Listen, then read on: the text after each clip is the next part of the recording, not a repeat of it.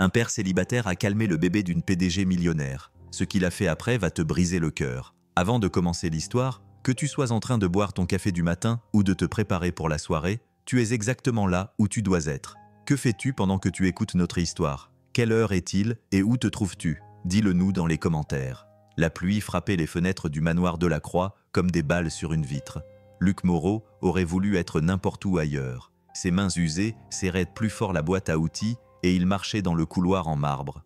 De l'eau goûtait de sa veste usée qui avait probablement coûté plus cher que son loyer annuel. « Le chauffage est au 3e étage », avait dit la femme de ménage sans même le regarder.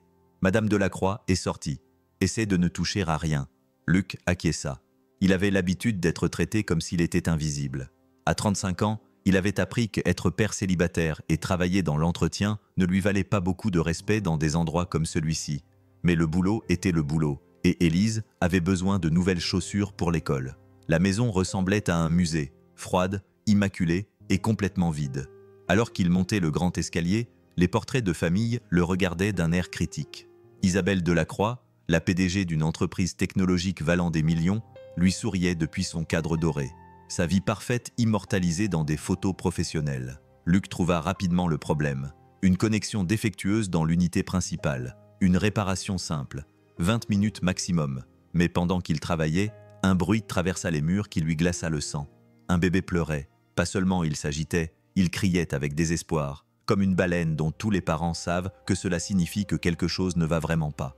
Luc laissa tomber sa clé, dont le clang métallique résonna dans le couloir vide.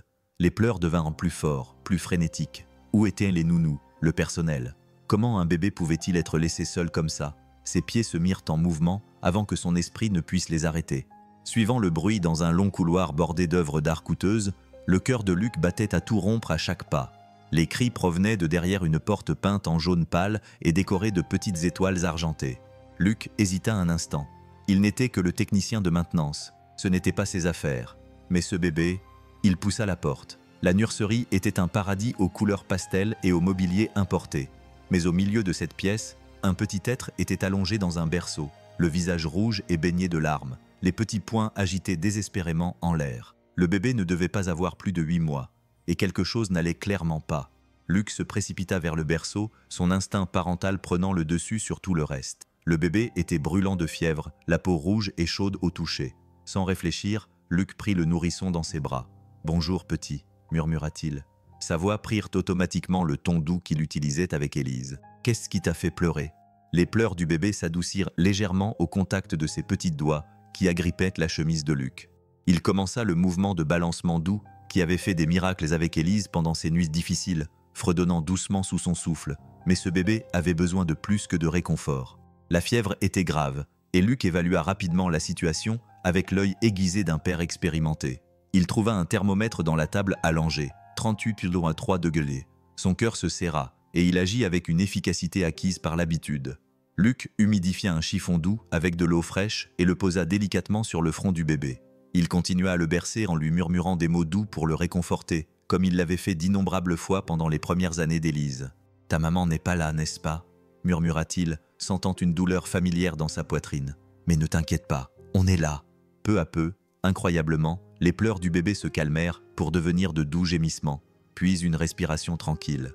Le petit corps se détendit contre la poitrine de Luc, retrouvant enfin la paix qui lui avait échappé depuis qui sait combien de temps.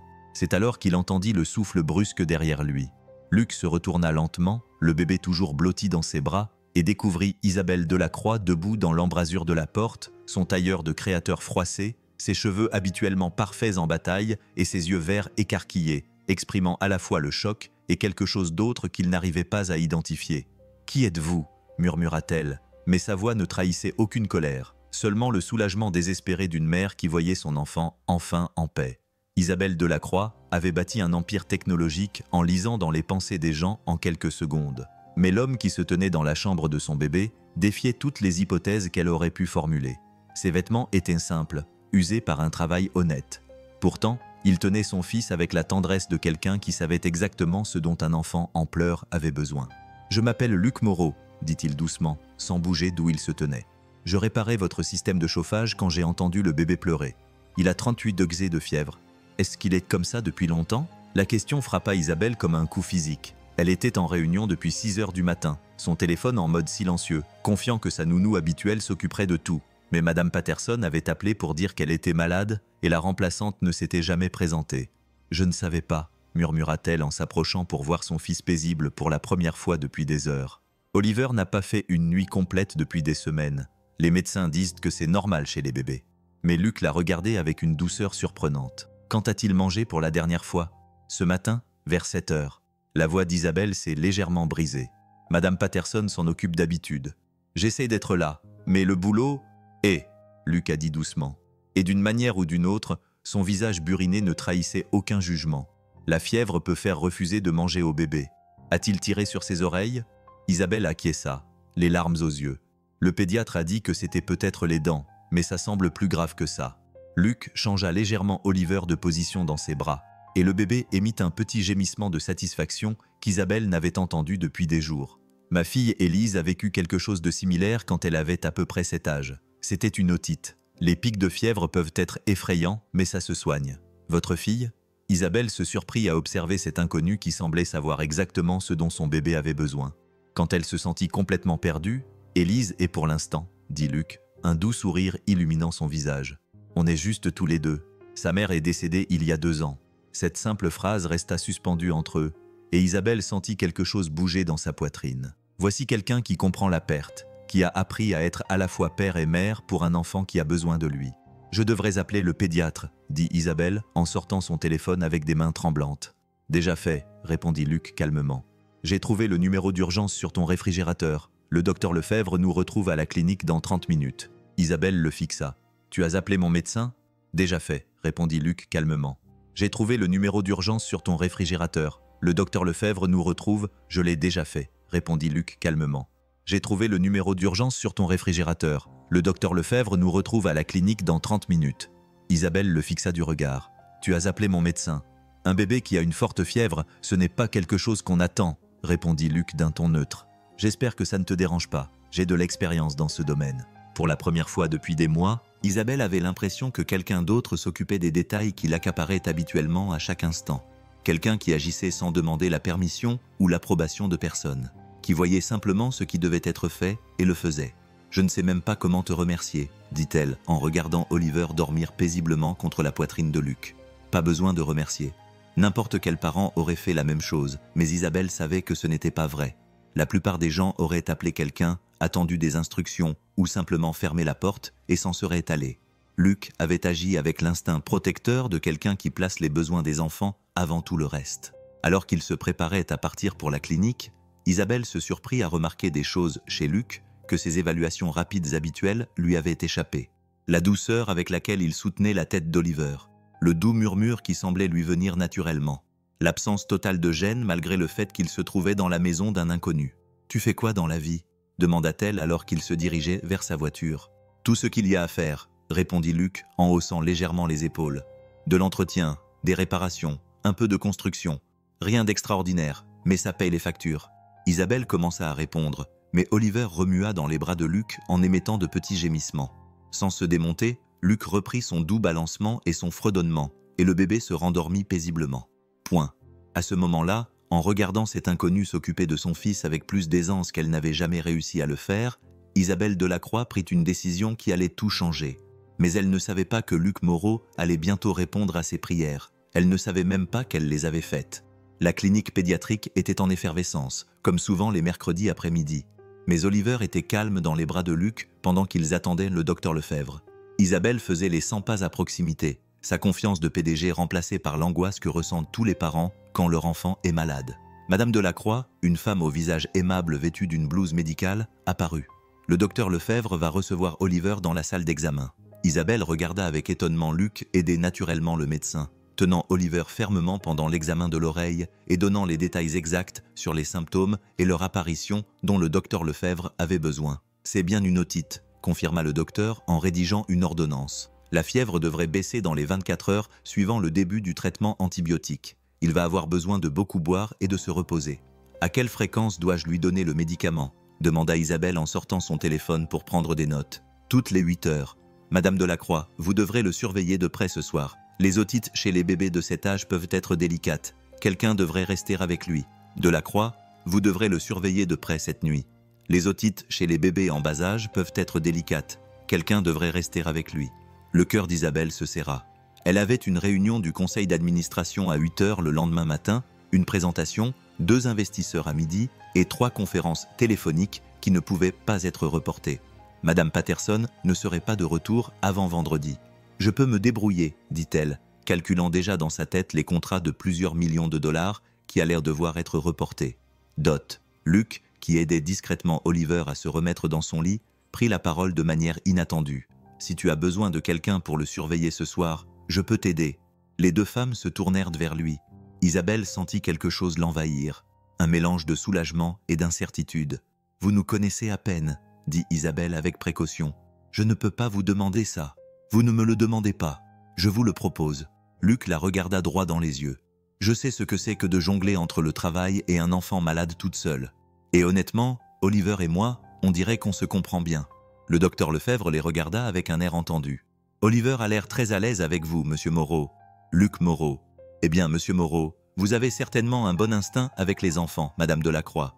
Vous devriez peut-être réfléchir à son offre. Les bébés ont besoin de stabilité quand ils ne se sentent pas bien. » Le trajet de retour vers le manoir fut silencieux, à l'exception des petits bruits occasionnels d'Oliver dans son siège auto. Isabelle réfléchissait à toute vitesse à l'impossibilité de la situation. Elle envisageait de laisser son fils de 8 mois avec un homme qu'elle avait rencontré 3 heures auparavant. Cela allait à l'encontre de toutes les décisions professionnelles logiques qu'elle avait jamais prises.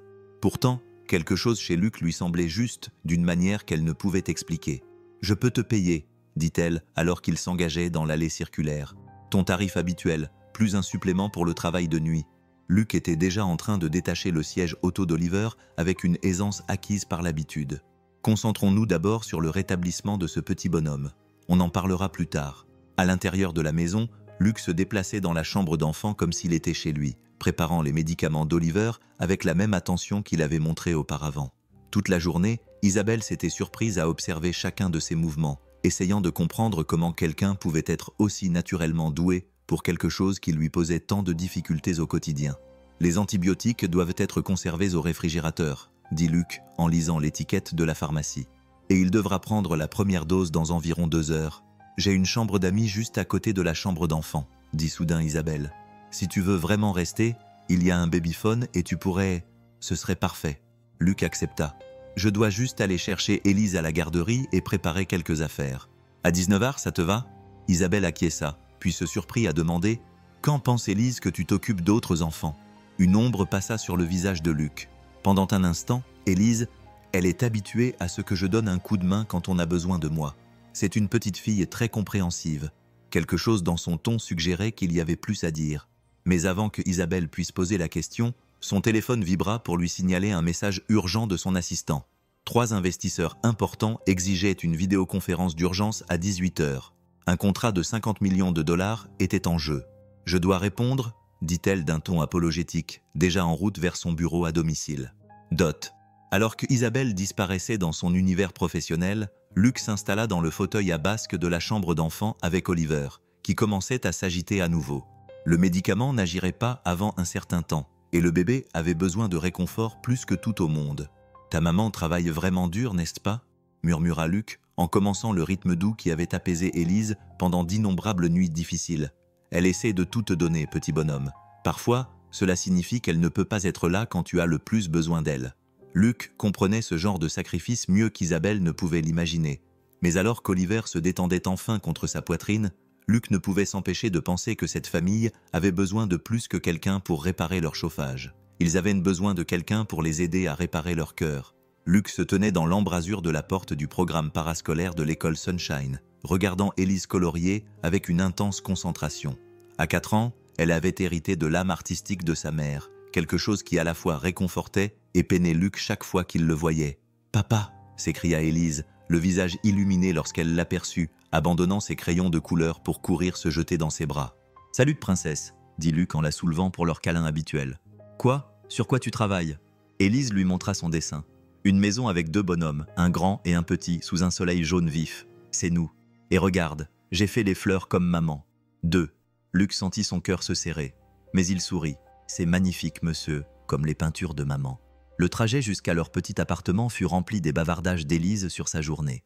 Mais Luc se surprit à penser à Oliver et Isabelle. Le contraste entre le manoir Delacroix et leur modeste appartement de 2 chambres était frappant.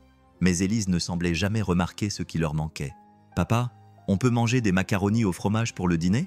demanda Élise, alors qu'ils montaient les marches menant à leur appartement. « En fait, ma chérie, on va vivre une aventure ce soir, » répondit Luc en ouvrant la porte. « Tu te souviens que papa aide parfois d'autres familles quand elles en ont besoin ?»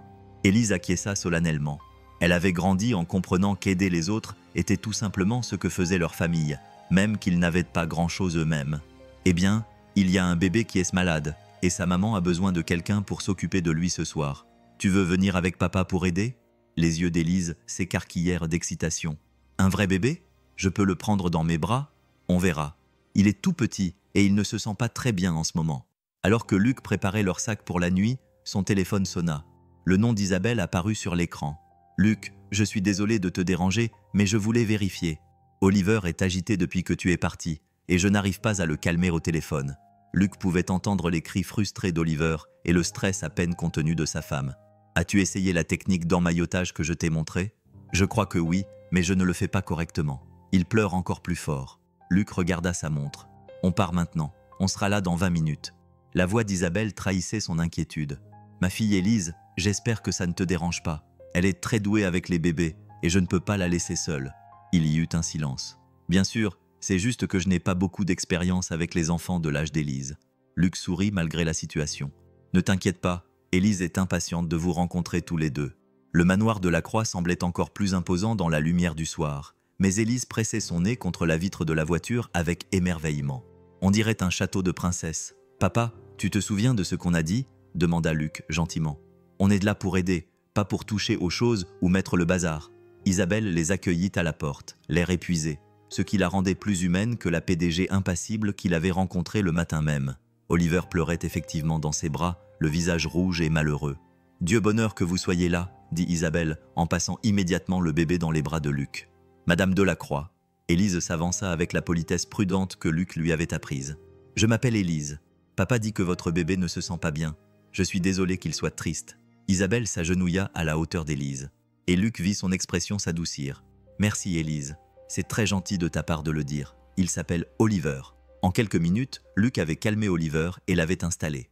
Élise était assise à côté, sur le sol de la nurserie, jouant tranquillement avec un éléphant en peluche qu'elle avait apporté de chez elle. « Je ne comprends pas comment tu fais ça, » dit Isabelle, qui observait la scène avec émerveillement. « J'ai lu tous les livres sur les bébés, pris des cours, engagé les nounous les plus chers, mais quand ils pleurent comme ça, je me sens complètement impuissante. Les livres ne peuvent pas te donner l'expérience, » répondit Luc simplement. « Et chaque bébé est différent. Tu trouveras ce qui marche pour Oliver.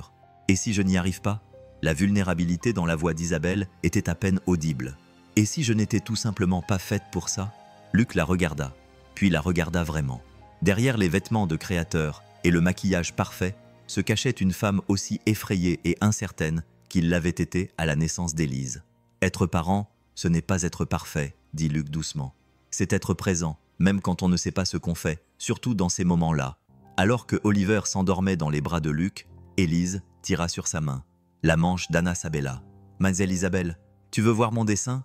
Je l'ai fait pour Oliver pour qu'il se sente mieux. » Isabelle prit le dessin, la même maison avec 2 bonhommes que Élise avait dessinés à l'école, mais il y avait maintenant un 3e bonhomme, beaucoup plus petit, allongé dans ce qui ressemblait à un berceau. « J'ai ajouté le bébé, » expliqua fièrement Élise. « Comme ça, il sait qu'on s'occupe de lui. » Isabelle fixait le dessin tout simple, et Luc vit des larmes lui monter aux yeux.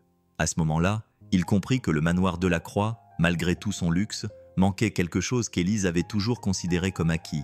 Il manquait le genre d'amour qui ne s'achète pas. 3 semaines s'étaient écoulées depuis cette première soirée, et Luc était tombé dans une routine à laquelle il ne s'attendait pas.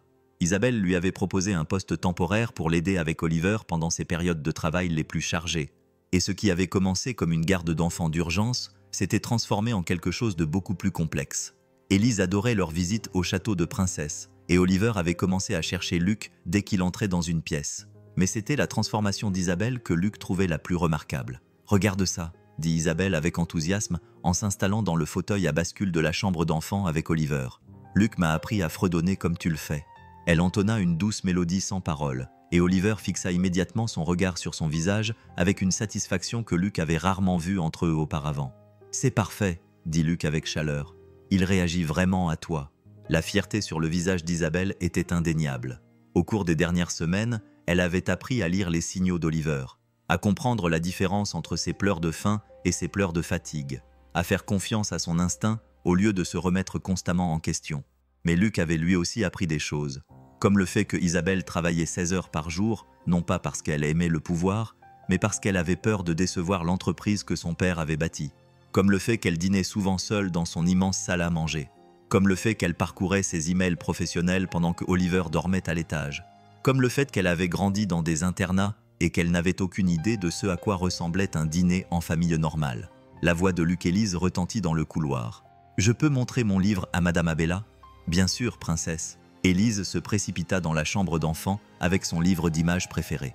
Celui qui parle de la petite fille qui vivait avec son papa dans un petit appartement mais qui avait de grands rêves. « Tu veux me le lire, Madame Abella ?» demanda Élise en grimpant sur le pouf. À côté la chaise d'Isabelle, Luc regardait Isabelle prendre Oliver délicatement dans un bras et ouvrir le livre d'Élise de l'autre. Sa voix était douce et hésitante au début, mais à mesure qu'elle lisait les aventures de la petite fille, les deux enfants étaient complètement absorbés par l'histoire. C'était une scène qui se répétait soir après soir, Isabelle découvrant qu'elle pouvait nourrir et réconforter.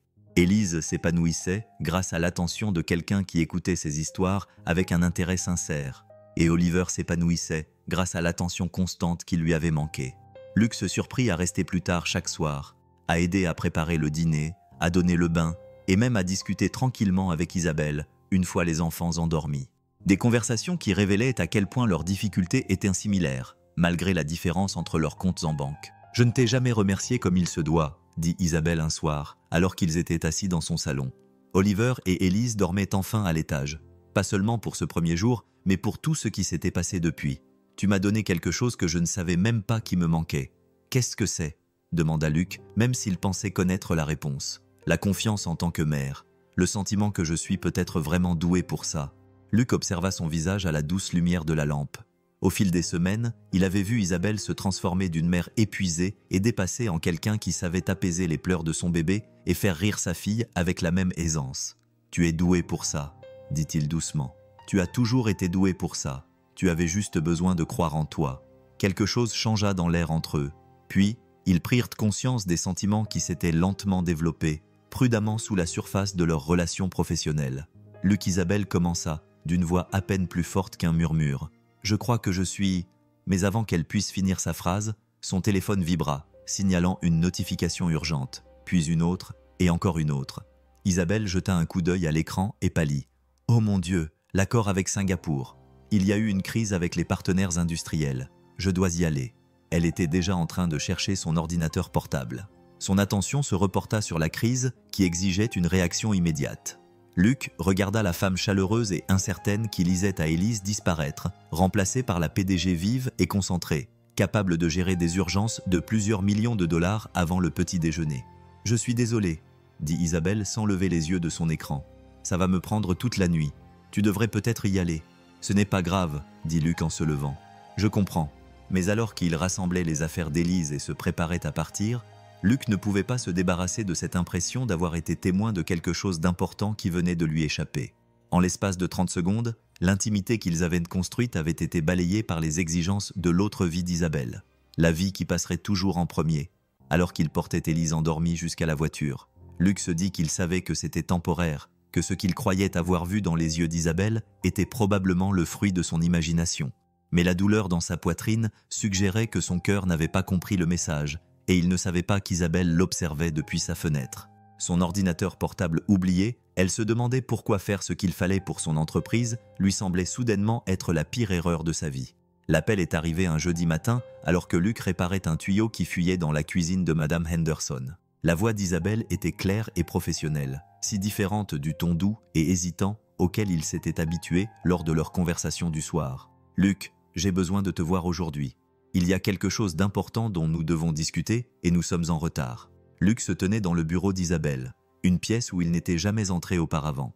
Tout était en chrome et en verre. Des récompenses d'entreprise recouvraient les murs et Isabelle était assise derrière un bureau qui coûtait probablement plus cher que sa voiture. « Assieds-toi, s'il te plaît, dit-elle, sans le regarder dans les yeux. Luc resta debout. Oliver va bien? Ol va bien. Son infection à l'oreille est complètement guérie et il dort toute la nuit. Grâce à toi. Quelque chose dans son ton fit se nouer l'estomac de Luc. C'est une bonne nouvelle. Isabelle ouvrit un dossier sur son bureau et en sortit ce qui semblait être un document juridique. J'ai parlé à mes avocats et à mes comptables pour officialiser cet arrangement. Tu m'as été d'une aide précieuse et je veux te rémunérer en conséquence. Elle fit glisser un chèque sur le bureau. Luc jeta un coup d'œil et sentit le sang se retirer de son visage. C'était plus d'argent qu'il ne gagnait en 6 mois. Isabelle, je ne comprends pas. C'est pourquoi? Pour tes services au cours des 3 dernières semaines, plus une prime pour ton intervention d'urgence le premier jour. Sa voix était calme, professionnelle. Je suis également disposé à te fournir d'excellentes références pour tout futur emploi dans le domaine de la garde d'enfants que tu pourrais rechercher. Ces mots frappèrent Luc comme des coups physiques. Futur emploi? Isabelle leva enfin les yeux, et ses yeux verts étaient soigneusement vides. La nounou habituelle d'Oliver reprend lundi. Madame Patterson travaille pour la famille depuis 15 ans. Elle m'a pratiquement élevé. Elle s'est remise de sa maladie et est prête à reprendre ses fonctions. Luc la fixa, essayant de comprendre ce qu'il entendait. Donc, vous me licenciez? Je mets fin à notre arrangement professionnel. Oui, les doigts d'Isabelle tambourinèrent une fois sur le bureau. Le seul signe que cette conversation n'était pas aussi facile qu'elle le prétendait. Vous avez fait un excellent travail, Luc. Oliver a fait d'énormes progrès sous votre garde. Et Élise, elle va se demander pourquoi elle ne peut plus venir vous rendre visite. Pendant un instant, le masque impassible d'Isabelle se fissura. Élise est une enfant adorable. Je suis sûr qu'elle comprendra que ce n'était que temporaire. Luc prit le chèque, le regarda à nouveau, puis le déchira soigneusement en deux. « Garde ton argent, dit-il doucement. Luc, tu l'as mérité. Ne laisse pas ta fierté. Ce n'est pas une question de fierté. » Luc la regarda fixement. « Il y a 3 semaines, tu étais une inconnue dont le bébé pleurait.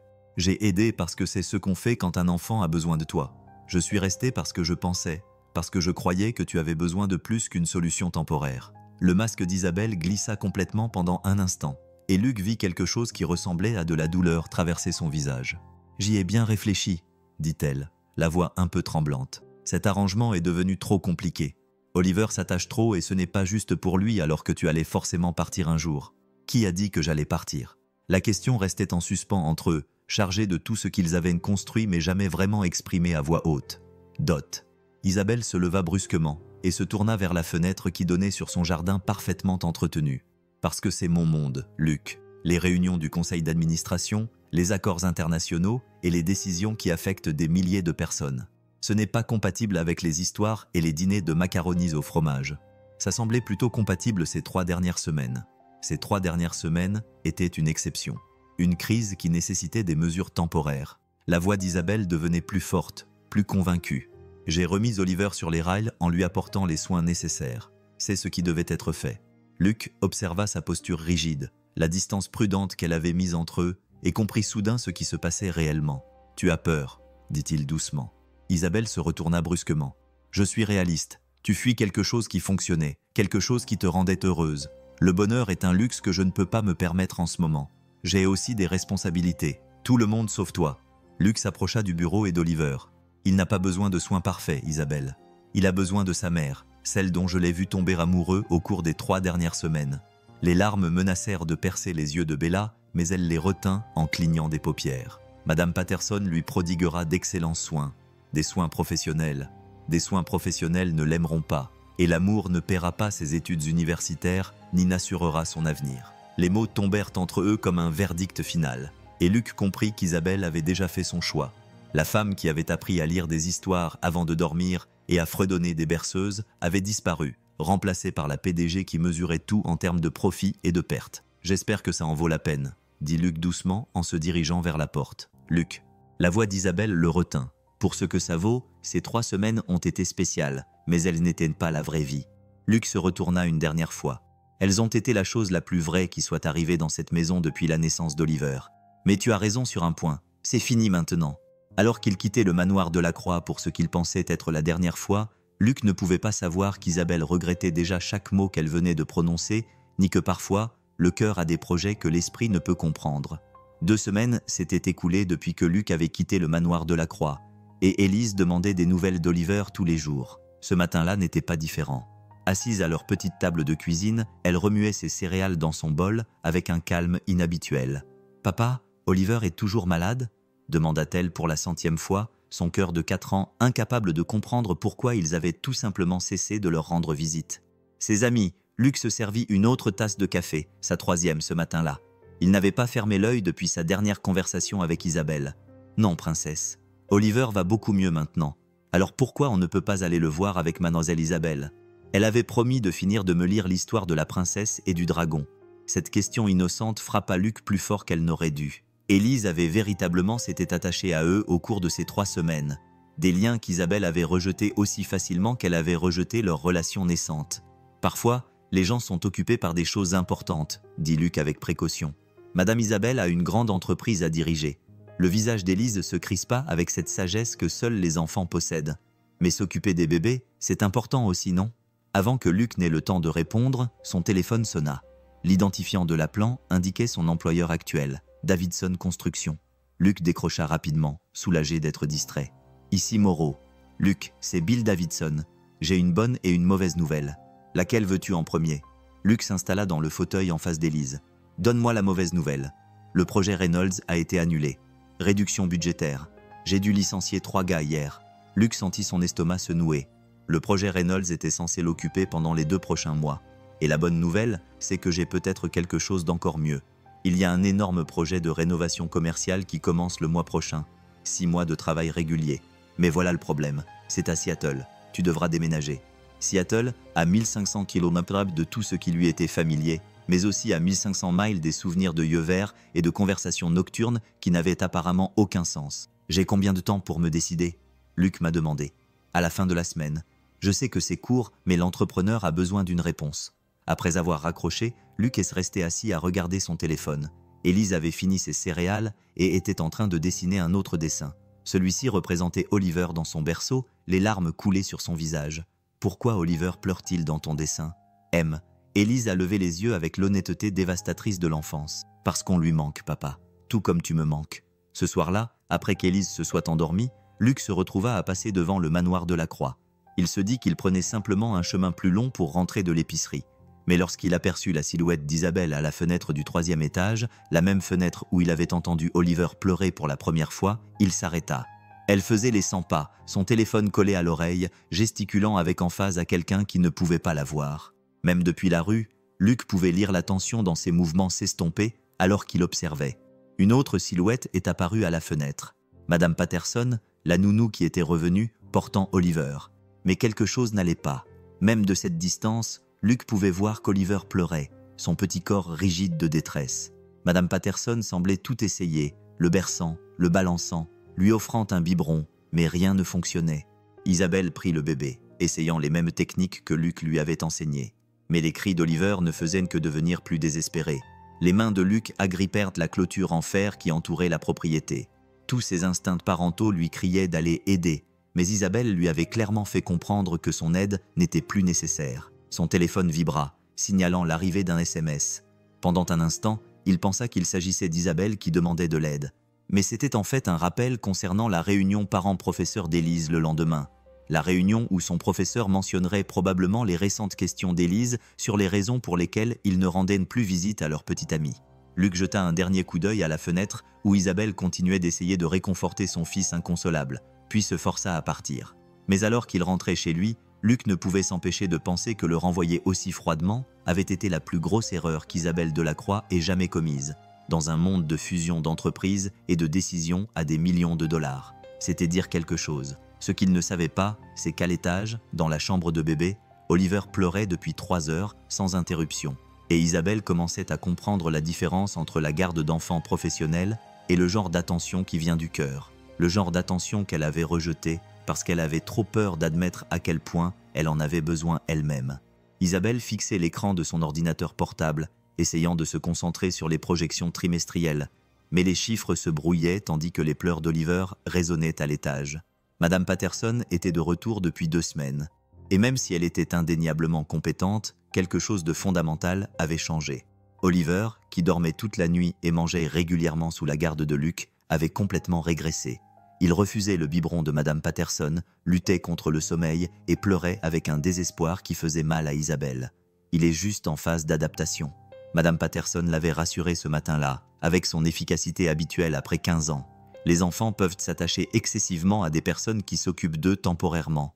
Il vaut mieux briser ses dépendances tôt, mais Isabelle savait que c'était plus que ça. Elle avait vu Oliver s'illuminer chaque fois que Luc entrait dans une pièce. Elle avait vu le calme immédiat qui s'installait sur son fils. Le moment où Luc le prenait dans ses bras, ce n'était pas de la dépendance, c'était de la confiance. Une confiance qu'elle avait détruite par une décision professionnelle qui lui semblait de plus en plus erronée au fil des jours. Son assistante frappa à la porte du bureau. « Madame Delacroix, l'appel de Tokyo a été avancé à 15 h et votre mère a appelé. Elle souhaite discuter du gala de la fondation le mois prochain. » Isabelle acquiesça distraitement, mais son attention fut attirée à l'étage par les cris de plus en plus forts d'Oliver. À travers la fenêtre de son bureau, elle pouvait voir Madame Patterson dans le jardin, en train de parler au téléphone tout en poussant la poussette d'Oliver. Même de loin, Isabelle pouvait voir la posture angoissée de son fils. Cet après-midi-là, Isabelle se retrouva à faire quelque chose qu'elle ne faisait jamais. Annuler ses réunions. D'abord l'appel de Tokyo, puis la réunion stratégique avec son équipe de développement. À 17 h, elle était assise dans la nurserie avec Oliver, qui s'était épuisé à pleurer et avait finalement sombré dans un sommeil agité. « Il réclame quelqu'un ?» lui dit Madame Patterson en rassemblant ses affaires pour partir. « Il n'arrête pas de répéter quelque chose qui ressemble à Luc. Je suppose que ce n'est que du babillage de bébé. » Le cœur d'Isabelle se serra. Oliver avait maintenant 9 mois. Il était assez grand pour se souvenir des voix, des visages et du sentiment de sécurité que lui procuraient certaines personnes. Le cœur d'Isabelle se serra. Oliver avait maintenant 9 mois. Il était assez grand pour se souvenir des voix, des visages, du sentiment de sécurité dans certains bras. « Madame Patterson, » dit soudain Isabelle, « est-ce qu'il faisait ça quand je voyageais avant que Luc soit là ?» La vieille femme marqua une pause, choisissant clairement ses mots avec soin. « Oliver a toujours été un enfant sensible, Madame Delacroix.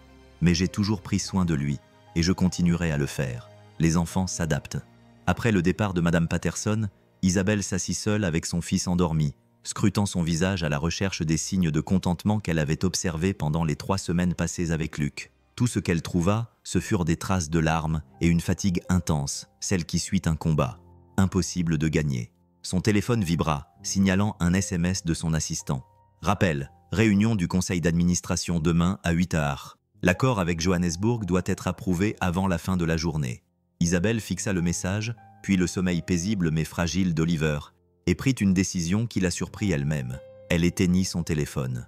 Pendant les 2 heures qui suivirent, elle resta simplement assise auprès de son fils. Quand il se réveilla grognon et refusa son biberon, elle essaya toutes les techniques que Luc lui avait apprises. Le fredonnement fonctionna pendant quelques minutes. Le balancement doux aida brièvement, mais rien ne procura le profond réconfort qu'Oliver recherchait clairement. Vers 8 heures, Isabelle se retrouva dans son dressing, fouillant dans une boîte qu'elle n'avait pas ouverte depuis des mois. À l'intérieur se trouvaient des photos des premiers mois d'Oliver, dont plusieurs prises pendant ces 3 semaines avec Luc. Luc était sur toutes les photos où Oliver était présent. Oliver était calme, éveillé, véritablement heureux. Sur une photo, Luc lisait une histoire à Oliver tandis qu'Élise se blottissait contre lui, et l'expression de pur bonheur sur tout leur visage coupa le souffle à Isabelle. C'était ce qu'elle avait jeté. Pas seulement l'aide de Luc pour s'occuper de l'enfant, mais aussi la première fois où sa maison avait ressemblé à un véritable foyer. La première fois qu'elle avait vu Oliver s'épanouir vraiment. La première fois qu'elle avait eu l'impression qu'elle pourrait être une bonne mère. L'ordinateur portable d'Isabelle émit un signal sonore pour signaler l'arrivée d'un email urgent marqué « Crise » provenant de son bureau à Singapour. Un retard de fabrication qui coûterait des millions s'il n'était pas géré tout de suite. 6 mois plus tôt, elle aurait été au téléphone en quelques minutes, organisant des solutions et limitant les dégâts. Ce soir-là, elle ferma l'ordinateur portable sans lire les détails. À l'étage, Oliver se remit à pleurer. Les mêmes cris déchirants qui avaient rempli la maison pendant 2 semaines. Mais cette fois, au lieu d'appeler Madame Patterson ou d'essayer de gérer la situation seule, Isabelle fit quelque chose qui la terrifiait et l'excitait tout autant. Elle ouvrit son répertoire et fit défiler les noms jusqu'à celui qu'elle cherchait. Elle l'avait regardé des dizaines de fois, mais n'avait jamais appelé Luc. Moreau. Son doigt s'attarda sur le numéro, la fierté et la peur se disputant dans sa poitrine. Que dirait-elle ? Comment pouvait-elle expliquer que le PDG qui l'avait licencié si froidement était maintenant assez désespéré pour supplier qu'il revienne ? Les pleurs d'Oliver devenaient de plus en plus désespérés, et Isabelle ferma les yeux, prit une profonde inspiration et appuya sur « Appeler ». Point. Le téléphone sonna une fois, 2 fois, 3 fois, puis elle entendit la voix qui hantait ses rêves depuis 2 semaines. « Bonjour !» Luc faillit ne pas répondre à ce numéro inconnu. Mais Élise s'était enfin endormie après une nouvelle soirée passée à poser des questions sur Oliver. Et il avait besoin de se distraire de la décision concernant Seattle qui prenait de plus en plus d'importance à chaque heure qui passait. « Bonjour Luc !» La voix était à peine plus qu'un murmure, mais il la reconnut immédiatement. « C'est Isabelle. » Luc se redressa sur son canapé usé, tous les muscles tendus. « Oliver va bien ?» La voix d'Isabelle se brisa légèrement. « Je ne sais pas. Il n'arrête pas de pleurer. Madame Patterson dit que c'est normal, mais ça fait 2 semaines et il ne mange pas correctement. Il ne dort pas.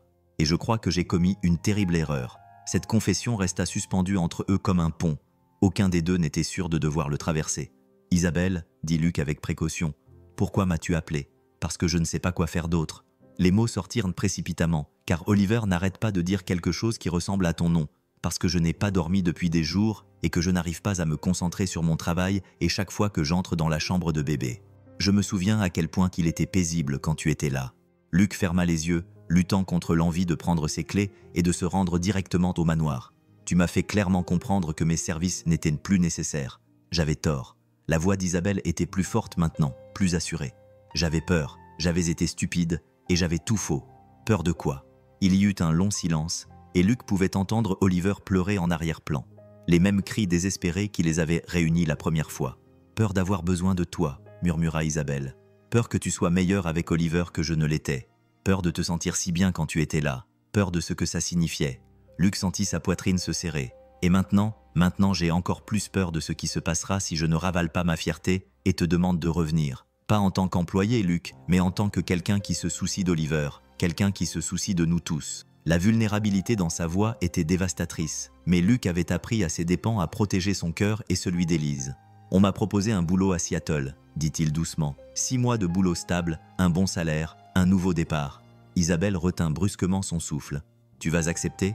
J'avais l'intention de le faire, Élise, et je n'ai plus grand-chose qui me retienne ici. Luc, s'il te plaît. » La voix d'Isabelle se brisa complètement. « Je sais que je n'ai pas le droit de te demander ça, mais pourrais-tu venir ce soir ? Juste pour aider Oliver. Je te paierai ce que tu veux. Ce n'est pas une question d'argent, » Luc l'interrompit-il. « Ça n'a jamais été une question d'argent. Alors de quoi s'agit-il » Luc se leva et fit les 100 pas dans son petit salon, tandis que les pleurs d'Oliver continuaient au téléphone. « C'est parce que tu as jeté quelque chose de vrai parce que ça ne cadrait pas avec ton monde de l'entreprise. C'est parce qu'Élise me demande tous les jours pourquoi on ne peut plus voir ses amis.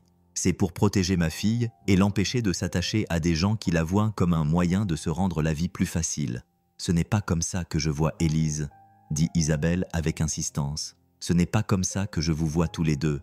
J'essayais de protéger Oliver pour qu'il ne s'attache pas trop, mais en réalité, je me protégeais moi-même. Je n'ai jamais eu besoin de personne auparavant, Luc. Je n'ai jamais eu personne dans ma vie qui m'ait donné envie de faire un autre choix. » Les pleurs d'Oliver atteignirent un tel crescendo que Luc se sentit mal malgré tout.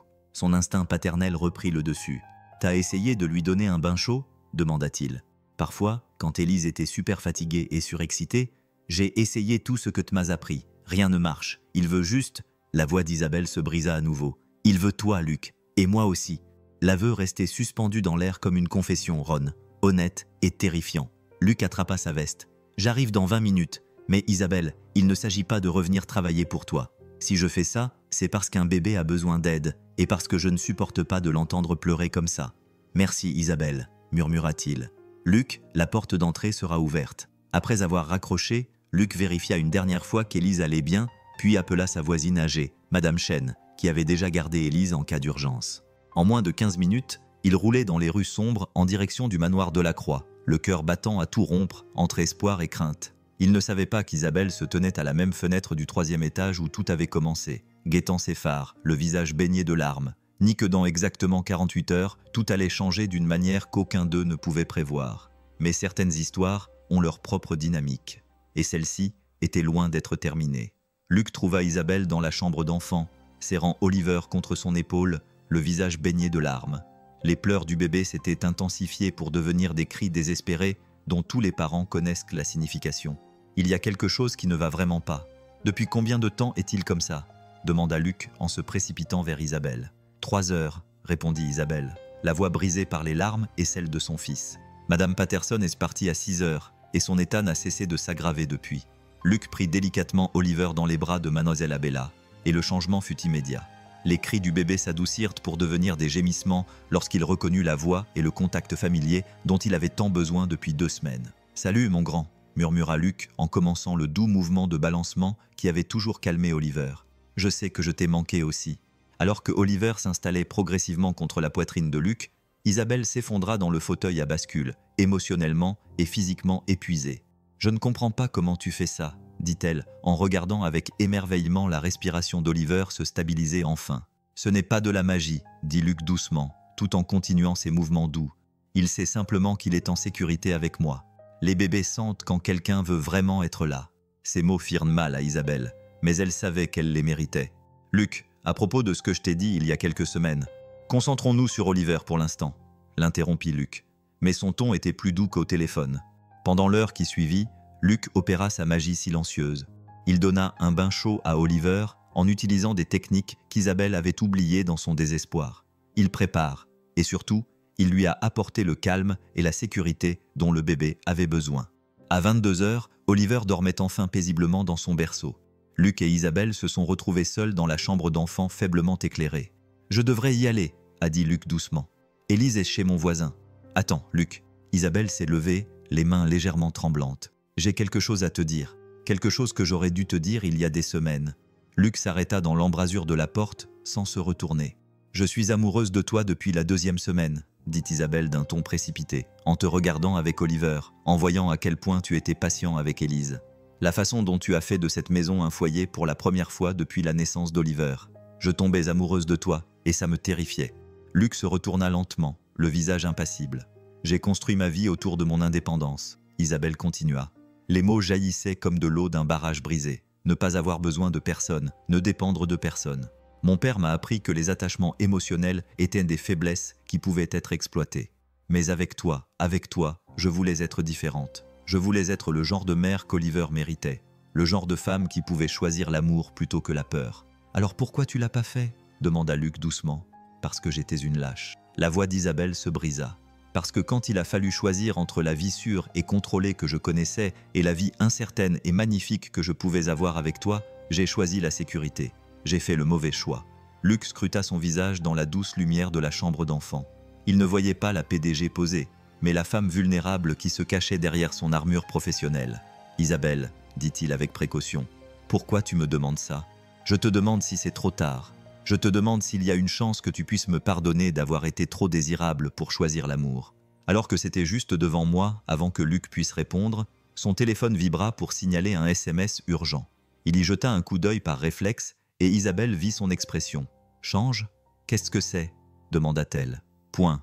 Luc lui montra l'écran. C'était sa voisine. « Élise s'est réveillée en demandant après toi. Elle a 38,5 degrés de fièvre. Je dois appeler le médecin ? Oh mon Dieu !» Isabelle respira. « Vas-y, va voir Élise. On pourra en parler plus tard. » Mais alors que Luc attrapait sa veste, Isabelle le retint par le bras. « Luc, quoi qu'il arrive entre nous, s'il te plaît, ne prends pas le poste à Seattle. Oliver a besoin de toi. Élise a besoin de stabilité. Et moi, j'ai besoin de la chance de prouver que je peux faire un choix différent cette fois-ci. » Luc baissa les yeux vers sa main posée sur son bras, puis dans ses yeux, y voyant un désespoir qui ressemblait au sien. « Cette conversation n'est pas terminée. » Il dit. « Enfin, promets-moi, » murmura Isabelle. « Je te le promets. » Alors que Luc se précipitait dans la nuit vers son enfant en détresse, aucun d'eux ne pouvait imaginer que dans exactement 12 heures, tout ce qu'ils pensaient savoir de leur situation allait complètement changer. Mais parfois, l'amour demande plus que des promesses. Parfois, il faut le genre de courage qui ne peut être testé que par le feu. Et leur épreuve était sur le point de commencer. La fièvre d'Élise est tombée juste avant l'aube. Mais cette frayeur avait bouleversé Luc plus qu'il ne voulait l'admettre. Assis dans la chambre de sa fille, il la regardait dormir paisiblement après des heures d'inquiétude. Il se surprit à repenser aux paroles d'Isabelle la veille au soir. « J'ai besoin d'une chance de prouver que je peux faire un choix différent cette fois-ci. » Son téléphone vibra. C'était un SMS d'Isabelle. « Comment va Élise ? » Oliver a dormi toute la nuit pour la première fois depuis 2 semaines. Luc sourit malgré son épuisement. Même en pleine crise, Isabelle prenait des nouvelles de sa fille. Peut-être que les gens pouvaient vraiment changer. La fièvre est tombée. Elle dort. Il répondit. « Dieu merci. Luc, quand tu seras prêt, on pourra finir notre conversation. Je comprends si tu as besoin de passer du temps avec Élise d'abord. » Avant que Luc n'ait le temps de répondre, Élise remua dans son lit et ouvrit les yeux. « Papa, murmura-t-elle, j'ai fait un rêve avec Oliver. Il était triste. » Luc lissa les cheveux de son front. « Comment te sens-tu, princesse mieux? »« Mais papa, pourquoi on n'a pas vu Oliver dans mon rêve? Il nous a manqué. » Cette question innocente frappa Luc comme une révélation. Élise avait autant souffert que lui de la perte d'Oliver et d'Isabelle. Mais contrairement à lui, elle n'avait pas laissé la fierté ou la peur compliquer ses sentiments. « M, que dirais-tu si papa te disait qu'on pourrait peut-être revoir Oliver ?» Le visage d'Élise s'illumina de la joie pure que seuls les enfants peuvent exprimer vraiment.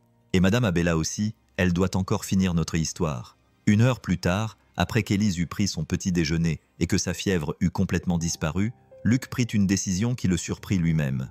Il installa Élise dans la voiture et se rendit au manoir de la Croix. Isabelle les accueillit à la porte, toujours en pyjama, plus humaine que Luc ne l'avait jamais vue. Oliver était dans ses bras, alerte et satisfait pour la première fois depuis des semaines. Élise. Le visage d'Isabelle s'illumina d'un sourire sincère. « Luc m'a envoyé un SMS pour me dire que tu étais malade. Comment te sens-tu ? » « Je vais beaucoup mieux, » annonça Élise, puis elle se tourna vers Oliver avec la douce révérence qu'elle lui avait toujours témoignée. « Salut, petit Oliver, tu m'as tellement manqué. » La réponse d'Oliver fut immédiate. Il tendit les bras vers Élise en babillant avec enthousiasme, le visage illuminé par la joie de la reconnaître. « Il se souvient de nous, » murmura Élise avec émerveillement. « Bien sûr qu'il se souvient, » répondit Isabelle doucement. « Certaines personnes sont impossibles à oublier. » Alors qu'Élise s'installait sur le sol du salon pour jouer avec Oliver, Luc et Isabelle se retrouvèrent côte à côte, regardant leurs enfants renouer avec une aisance naturelle que les adultes parviennent toujours à compliquer. « J'ai quelque chose à te dire, » dit Isabelle à voix basse. « Hier, pendant qu'Oliver pleurait et que je n'arrivais plus à rien faire, mon entreprise a failli perdre un contrat de 50 millions de dollars parce que je ne répondais pas au téléphone. Mon assistante a dit que c'était une erreur qui allait mettre fin à ma carrière. » Luc l'observa. « Et qu'est-ce que tu ressens ?»« Soulagé, » répondit Isabelle, les surprenant tous les deux. « Pour la première fois de ma vie, j'ai choisi mon enfant plutôt qu'un contrat commercial. Et au lieu d'éprouver des regrets, je me suis senti libre. »« Isabelle, je n'ai pas fini, » l'interrompit-elle gentiment. « J'ai convoqué une réunion d'urgence du conseil d'administration ce matin. Je me retire des opérations quotidiennes. Je nomme mon vice-président au poste de PDG et j'endosserai un rôle de conseillère qui me permettra d'être une vraie mère pour Oliver. » Luc la fixa du regard. « Tu abandonnes ton entreprise. Je choisis ma famille, » corrigea Isabelle. « La famille que j'espère que nous pourrons construire ensemble, si tu m'en donnes la chance. » Avant que Luc puisse répondre, la voix d'Élise les interrompit. « Madame Isabelle, tu peux me lire la suite de l'histoire du dragon maintenant ?» Isabelle regarda Luc d'un air interrogateur. Il acquiesça et elle s'installa sur le sol à côté d'Élise et Oliver. Elle ouvrit le livre qu'ils avaient laissé inachevé quelques semaines auparavant. Tandis qu'Isabelle lisait l'histoire de la courageuse princesse qui avait compris que la vraie force venait de l'amour et non du pouvoir, Luc regardait sa fille se blottir contre Isabelle tandis qu'Oliver jouait joyeusement sur ses genoux. C'était la scène dont il avait rêvé pendant ces semaines de solitude. Pas seulement les 4 ensemble, mais la facilité avec laquelle ils étaient devenus une famille qui semblait naturelle et juste. Luc dit doucement à Isabelle lorsque l'histoire fut terminée et que les 2 enfants étaient absorbés dans un jeu silencieux. « Je sais que je t'ai fait du mal. Je sais que je t'ai fait douter de tout ce que nous étions en train de construire. Mais si tu m'en donnes la chance, je veux passer le reste de ma vie à te prouver que c'est ce que je choisis. Je te choisis. Je nous choisis. » Luc regarda Élise aider joyeusement Oliver à empiler des blocs, puis Isabelle, dont les yeux verts reflétaient une vulnérabilité que personne ne verrait jamais dans une salle de réunion. « Le boulot à Seattle, » dit-il finalement. Le visage d'Isabelle pâlit. « T'as pris ta décision ?» Luc sortit son téléphone et composa le numéro de Bill Davidson. « Bill, c'est Luc Moreau, à propos du poste à Seattle. Je vais devoir passer mon tour. » Isabelle retint son souffle, mais Luc leva la main. « Le problème, continua Luc au téléphone, c'est que je viens de trouver ici quelque chose qui vaut la peine que je reste. » Lorsqu'il raccrocha, les yeux d'Isabelle se remplirent de larmes. « Ça veut dire quoi ?» murmura-t-elle. Luc prit son visage entre ses mains et essuya les larmes qui commençaient à couler. « Ça veut dire que je t'aime aussi, Isabelle Delacroix, et que je suis prêt à ne plus avoir peur de ce que cela signifie. » Leur premier baiser fut doux, hésitant, attendu avec toute la peur et l'espoir qu'ils avaient accumulés depuis des semaines lorsqu'ils se séparèrent. Élise applaudissait avec enthousiasme, tandis qu'Oliver babillait pour montrer son approbation. « Ça veut dire qu'on est une famille maintenant ?» demanda Élise avec la franchise d'une enfant de 4 ans. Luc et Isabelle se regardèrent, puis regardèrent les enfants qui les avaient réunis et sourirent. « Oui, princesse, » dit Luc. « Je pense que oui. » 6 mois plus tard, Luc se tenait dans la même crèche où cette histoire d'amour avait commencé. Mais tout avait changé. La pièce était plus chaleureuse maintenant, remplie des dessins d'Élise sur les murs et des photos de famille. Partout, Oliver, âgé maintenant de 14 mois, faisait ses premiers pas hésitants entre Luc et Isabelle, le visage rayonnant de joie. « Tu as vu ça ?» s'écria Isabelle en riant, attrapant Oliver qui venait de tomber dans ses bras après avoir fait quelques pas. C'est un nouveau record. Élise, désormais âgée de 5 ans, et officiellement la grande sœur d'Oliver à tous les égards, se leva brusquement de sa place sur le sol. Oliver est tellement intelligent. Attends que je le dise à ma prof demain. Les changements allaient bien au-delà des progrès d'Oliver. Isabelle avait tenu sa promesse de prendre du recul par rapport à l'entreprise. Et même si elle travaillait toujours comme conseillère, ses journées tournaient désormais autour de la sortie de l'école et des histoires avant le coucher, plutôt que des réunions du conseil d'administration et des appels internationaux. Luc avait lancé sa propre entreprise de sous-traitance avec Isabelle comme associée silencieuse et plus grande supportrice. Le travail était stable, le salaire était bon et surtout, il était à la maison tous les soirs pour le dîner en famille.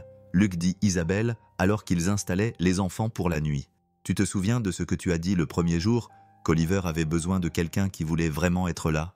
Je m'en souviens. » Luc sourit en pensant au chemin qu'ils avaient tous parcouru. « Je comprends enfin ce que tu voulais dire. Ce n'est pas une question de perfection. C'est une question d'être présent de tout son cœur. » Alors qu'il bordait Oliver dans son berceau, le même berceau où Luc l'avait tenu pour la première fois pendant cette nuit fiévreuse, Isabelle chercha la main de Luc. « J'ai quelque chose pour toi », dit-elle en sortant une petite boîte en velours de sa poche. Les yeux de Luc s'écarquillèrent. « Isabelle, je sais que c'est pas conventionnel que ce soit la femme qui fasse la demande, » dit Isabelle, la voix légèrement tremblante. Mais après tout, rien dans notre histoire d'amour a été conventionnel. Elle ouvrit la boîte pour révéler une simple alliance en or. « Luc Moreau, tu as sauvé mon fils. Tu m'as appris à être mère et tu m'as montré ce que signifie choisir l'amour plutôt que la peur. Veux-tu t'unir à moi ?»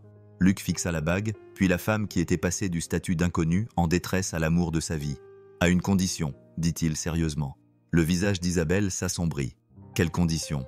Luc sourit et sortit sa propre petite boîte que tu m'as laissé te demander correctement d'abord.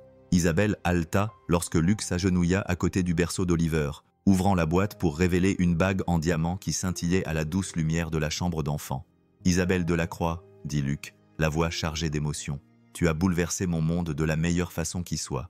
Tu as donné à Élise une mère qui écoute ses histoires et ses rêves. Tu m'as donné un amour que je ne pensais pas mériter. Veux-tu t'unir à moi ?»« Oui, » murmura Isabelle, puis plus fort. « Oui, oui, oui. » Alors que Luc glissait la bague au doigt d'Isabelle, Oliver applaudit depuis son berceau et Élise apparut dans l'embrasure de la porte en pyjama. « Vous vous mariez ?» demanda Élise avec enthousiasme. « Oui, » répondit Isabelle en soulevant Élise pour l'inclure dans une étreinte familiale à laquelle Oliver participa en tendant les bras à travers le lit. « Slats, je peux venir au mariage ?» demanda Élise. « Tu seras la personne la plus importante du mariage, » lui assura Luc. « Toi et Oliver tous les deux. » Plus tard dans la soirée, après que les enfants se soient endormis et qu'ils aient appelé les grands-parents d'Élise pour leur annoncer la nouvelle, Luc et Isabelle s'assirent dans le salon qui était devenu le cœur de leur maison. « Tu repenses parfois à cette première nuit ?»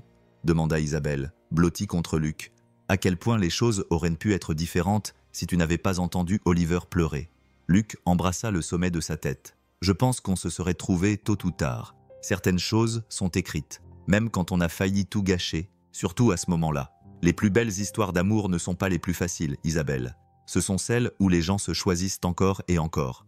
Même quand c'est effrayant, comme si leur conversation les avait invoqués. » Le babyphone grésillait, laissant échapper de doux sons provenant de la chambre d'Oliver.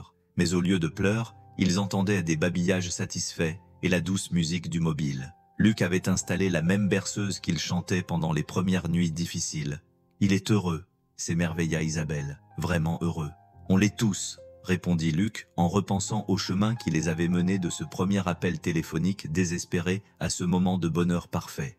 Dehors, la pluie commença à tomber contre les fenêtres. La même tempête qui avait amené Luc dans cette maison 10 mois plus tôt. Mais maintenant, au lieu de lui donner l'impression d'annoncer une crise, elle semblait être une douce bénédiction pour la famille qu'ils avaient construite ensemble. Point. Le lendemain matin, ils commenceraient à planifier leur mariage. Élise aiderait Isabelle à choisir les fleurs, et Oliver s'entraînerait à marcher dans une allée imaginaire. Il y aurait des difficultés à surmonter. Il y en avait toujours lorsque des familles s'unissaient. Mais ce soir-là, dans la maison qui leur avait autrefois semblé être un musée, et qui était désormais leur foyer, Luc Moreau et Isabelle Delacroix se serraient l'un contre l'autre et écoutaient le bruit de leurs enfants qui dormaient paisiblement à l'étage. Parfois, les plus belles histoires d'amour commencent par un simple geste de gentillesse.